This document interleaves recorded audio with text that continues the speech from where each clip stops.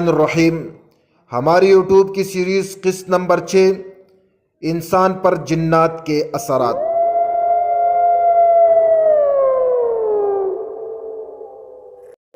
السلام علیکم ورحمۃ اللہ وبرکاتہ۔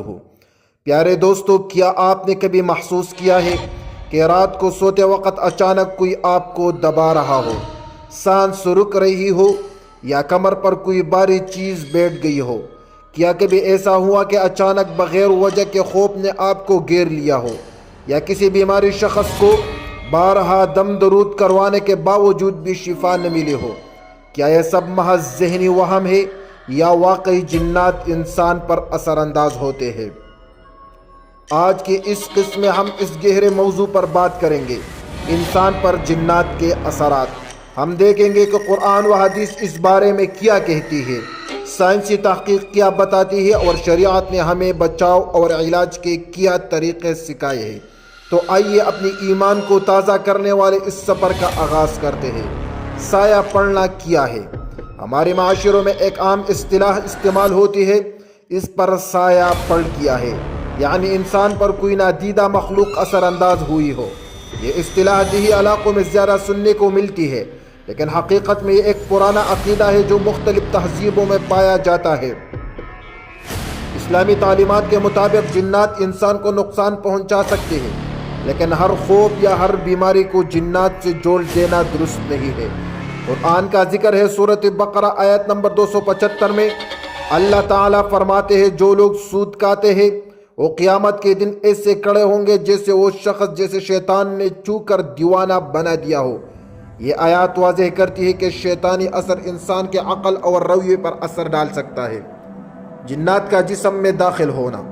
اسلامی عقیدے میں یہ بات مسلم ہے کہ جنات انسان کے جسم میں داخل ہو سکتے ہیں۔ جس پر جن کا سایہ تھا، آپ نے اس کے سینے پر ہاتھ مارا اور دعا پڑھی تو وہ ٹھیک ہو گیا۔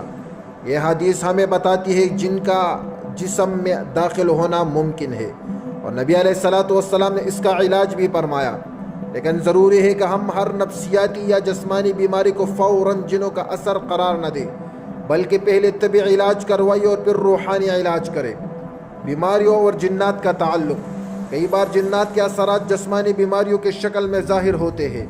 اچانک جسم میں کمزوری یا درد، نیند میں ڈراؤنا خواب، عبادات میں دل نہ لگنا، بغیر وجہ کے غصے یا رونا، بار بار علاج کے باوجود بیماری کا نہ ٹھیک ہونا۔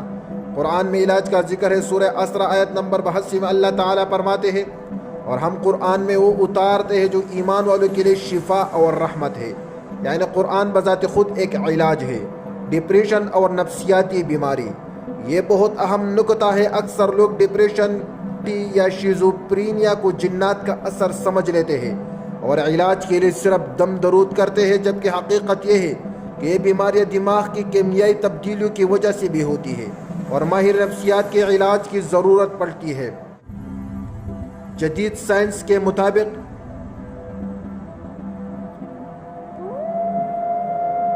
ایپیلیپسی، مرگی کے دورے اور وہم یا خیالات کے سنائی دینا اکثر دماغی الیکٹریکل سگنلز کی خرابی کی وجہ سے ہوتی ہے، نہ کہ ہمیشہ جنات کی وجہ سے۔ چاپا۔ پاکستان اور ہندوستان میں ایک عام تصور ہے کہ رات کو کوئی دبانے لگتا ہے، اسے چاپا یا سایہ کہتے ہیں۔ سائنس اسے سلیپ کہتی ہے، یا نیند کے دوران دماغ جاگ جاتا ہے لیکن جسم حرکت نہیں کرتا۔ انسان کو لگتا ہے کہ کوئی اوپر بیٹھا ہے اور سانس رک رہی ہے۔ اسلامی نقطہ نظر سے اس وقت قرآن کی تلاوت اور اذکار پڑھنے سے خوب دور ہو جاتا ہے۔ اسلامی علاج۔ اسلام نے ہمیں جنات کے اثرات سے بچنے کے لیے بہترین ہتھیار دیے ہیں۔ سورۃ الفاتحہ، آیت الکرسی، سورۃ اخلاص، سورۃ فلق اور سورہ ناس کا کثرت سے پڑھنا، آذان دینا، وضو کے حالت میں رہنا، صبح و شام کے اذکار پڑھنا، گھر میں موسیقی کے بجائے قرآن کی تلاوت کا ماحول قائم کرنا۔ حدیث میں آتا ہے، نبی علیہ السلام نے فرمایا، جو شخص آیت الکرسی رات کو پڑھتا ہے، اللہ اس پر ایک فرشتہ مقرر کرتا ہے اور شیطان صبح تک اس کے قریب نہیں آتا۔ دم اور رقیہ۔ دم کا مطلب ہے قرآن اور مسنون دعاؤں کے ذریعے علاج کرنا۔ یہ بالکل جائز اور سنت طریقہ ہے۔ رقیہ کرتے وقت ضروری ہے کہ دم کرنے والے شخص شرک، جادو یا غیر شرعی کام نہ کرے۔ نبی علیہ الصلوۃ والسلام نے فرمایا جو دم اور تعویذ شرک سے پاک ہو وہ جائز ہے۔